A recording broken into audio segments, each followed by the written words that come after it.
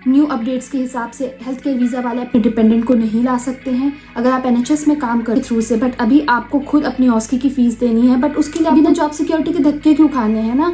आप यहाँ पे आओ एक जॉब सिक्योरिटी के साथ।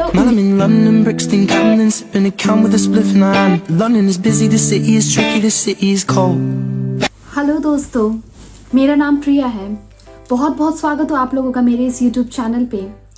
थैंक यू फ्रेंड्स, जिन लोगों ने मुझे सब्सक्राइब किया है, जिन लोगों ने मेरे चैनल को सब्सक्राइब नहीं किया है, it's just an humble request कि आप मेरे चैनल को सब्सक्राइब करें ताकि एक मोटिवेशन मिलती रहे और मुझे हेल्प भी हो ग्रो करने के लिए।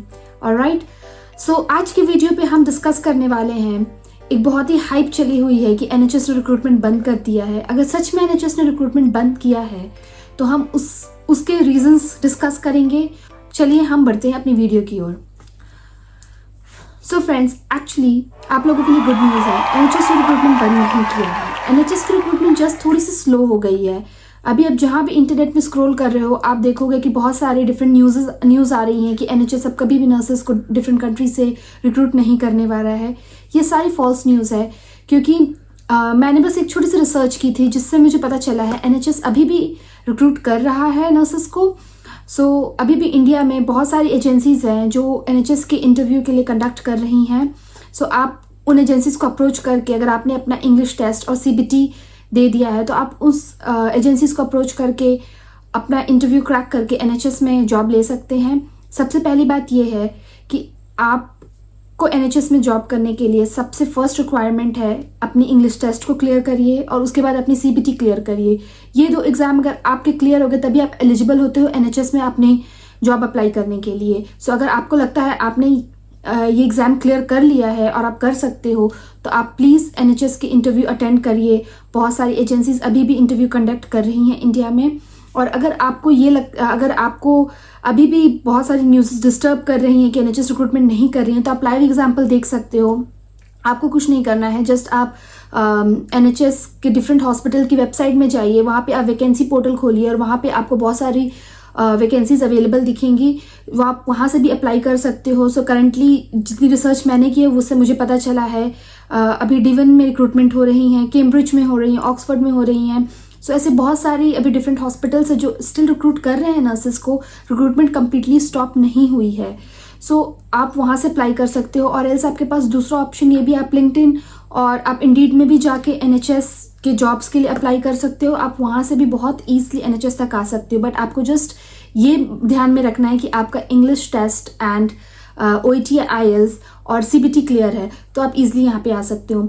हाँ, अभी एक और बहुत सारे ट्रस्ट है जिन्होंने अपना न्यू रूल स्टार्ट किया है कि पहले ऑस्की की जो फीस होती थी वो पेड होती थी ट्रस्ट के थ्रू से, बट अभी आपको खुद अपनी ऑस्की की फ़ीस देनी है। बट उसके लिए आपको इतनी टेंशन लेने की ज़रूरत नहीं है, क्योंकि ऑस्की हमेशा यहाँ आने के 1 या 2 मंथ के बाद होती है।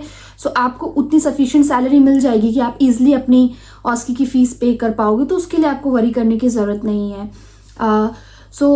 दूसरी थिंग मैं आपसे बात करना चाहती हूँ एक एग्जाम्पल के बारे में। मुझे जस्ट मेरी फ्रेंड का 2 दिन पहले ईमेल आया था कि उसने अपना इंग्लिश एग्ज़ाम क्लियर कर लिया है और उसे लग रहा था कि एनएचएस रिक्रूट नहीं कर रहा है। देन शी जस्ट सेड कि वो हेल्थ केयर वीज़ा पे ही आना चाहती है। फ्रेंड्स, मैं आप लोगों को ये बताना चाहती हूँ कि यहाँ पे आना हेल्थ केयर वीज़ा में आप लोगों के लिए सही नहीं होगा, क्योंकि अभी न्यू अपडेट्स के हिसाब से हेल्थ केयर वीज़ा वाले अपने डिपेंडेंट को नहीं ला सकते हैं अगर आप एनएचएस में काम करते हो। तो एनएचएस एक गवर्नमेंट फंडेड हॉस्पिटल है। एक तो फर्स्ट ऑफ ऑल आपका जॉब सिक्योर होता है, दूसरा कि आप स्किल्ड केयर वीज़ा पे आते हो। स्किल्ड केयर वीज़ा का मतलब क्या होता है कि आपके पास कुछ स्किल है जिसकी वजह से इन लोगों ने आपको हायर किया है। इनको उस स्किल की ज़रूरत है, तो आपके पास बहुत ज़्यादा अच्छी जॉब सिक्योरिटी होती है। तो मैं आप लोगों से रिक्वेस्ट करूँगी कि प्लीज़ आप किसी भी तरह की बातों पे आके आप जस्ट यहाँ पे एकदम हेस्टी डिसीजन लेके हेल्थ केयर वीज़ा पे मत आ जाइए। आप लोगों के लिए बहुत डिफिकल्ट समय होने वाला अगर आप ऐसा करोगे। तो आप एजेंसीज़ को अप्रोच करिए, बहुत सारी एजेंसीज इंडिया में है। अगर आपको उनके बारे नहीं पता है तो आप मुझे ईमेल करिए अपनी सीवी, मैं आप लोगों को हेल्प करूंगी एनएचएस इंटरव्यू तक पहुंचने के लिए। मैं आप लोगों को सही रास्ता बताऊंगी जो कि फ्रॉड नहीं है। जिस एजेंसी से मैं आई हूँ मैं वहाँ से भी आप लोगों को वहाँ के बारे में भी हम डिस्कशन कर सकते हैं। इस तरीके से आप एनएचएस आ सकते हो। प्लीज़ आप बहुत हेस्टी डिसीजन लेके हेल्थ केयर वीज़ा में मत आइएगा।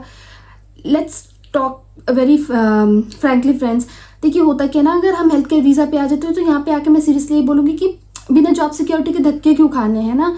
आप यहाँ पे आओ एक जॉब सिक्योरिटी के साथ, और इंडिया से जॉब लेके आ रहे हो, वो सबसे प्राउड मोमेंट होने वाला है आपकी फैमिली के लिए, आपके कि हाँ यार एक जॉब सिक्योर होके जा रहा है, तो वहाँ पे मेरे बच्चे को कोई टेंशन नहीं होने वाली है। तो आप उस तरीके से आओ ना, और आप यहाँ पे आके NHS के लिए काम करो, एक गवर्नमेंट के लिए काम करो, तो वो आपके लिए बहुत सारा बेनिफिशियल होने वाला है, और एक अच्छी लाइफस्टाइल आप लीड कर सकते हो कि NHS एक डिसेंट सैलरी देता है। सो यही मुझे मैसेज आपको पहुंचाना था कि रिक्रूटमेंट स्टिल हो रही है, चिंता की ज़रूरत नहीं है। जस्ट बी पेशेंस और अपनी इंटरव्यू की तैयारी करिए, और जाके इंटरव्यूज़ के लिए अटेंड करिए, और जल्द से जल्द UK आइए और एज एन NHS नर्स काम करिए। Thank you guys. अगर आपको मोर डिटेल्स चाहिए और अगर आपके डाउट्स क्लियर नहीं हुए हैं, आपको कुछ भी डिस्कशन इस इश्यूज़ के बारे करना है, तो आप मुझे ईमेल कर सकते हैं या फिर आप मुझे DM भी कर सकते हैं। सो मैं आप लोगों को वहाँ पर रिस्पॉन्ड कर पाऊँगी। थैंक यू गाइज मुझे इतना टाइम देने के लिए। See you guys later. Thank you.